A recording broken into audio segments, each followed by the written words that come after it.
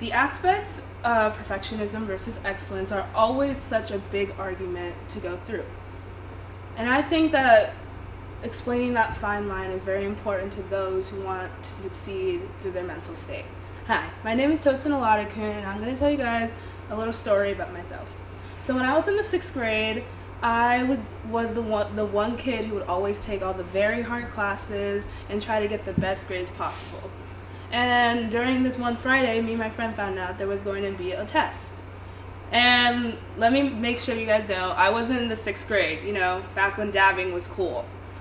And the day before the test, I would study to make sure that I would pass. I would be the best in my class.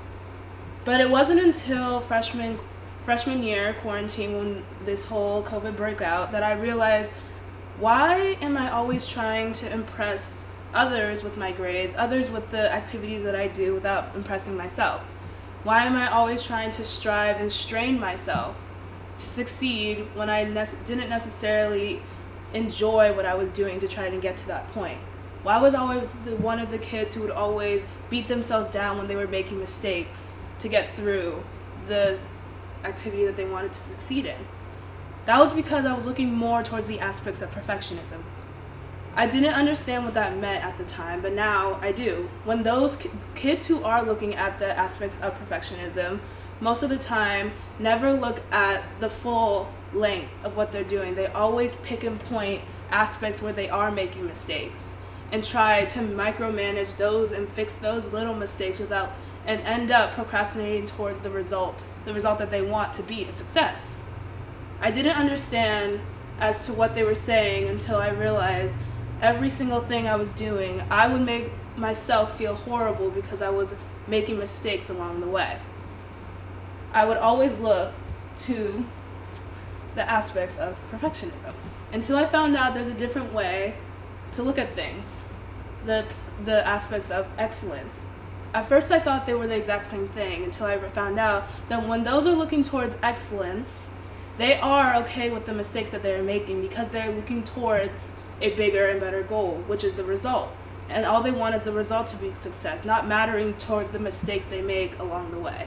And they look more towards the good that they're doing when they are making those mistakes. When you look towards more the aspects of excellence, you end up being more mentally adhere with what you're doing.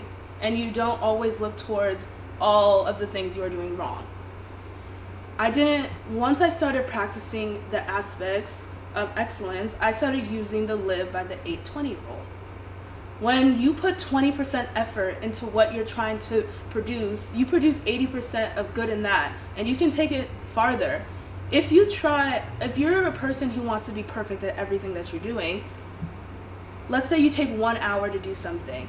If you take 1 hour to do something perfectly, you only finish one activity. But if you take 1 hour to do something good enough for you, you can finish at least 5 things within that 1 hour because you're looking towards the aspects of excellence over the aspects of perfection. I want those to take the time to look at the things that they do in their life, the traits that are among them, and if they see that as part of being a perfectionist.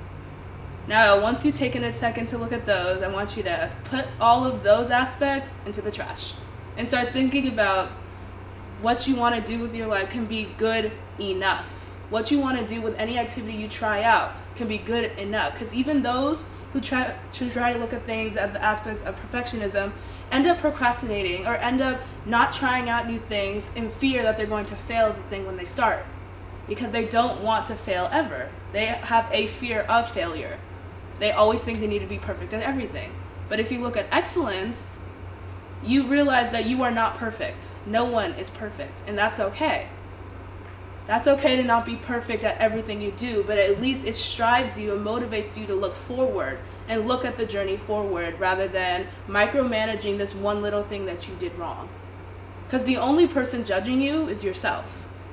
So I ask and adhere you to take the time to realize that it is okay to make mistakes when you are trying something new. It is okay to make mistakes when you are good at something already.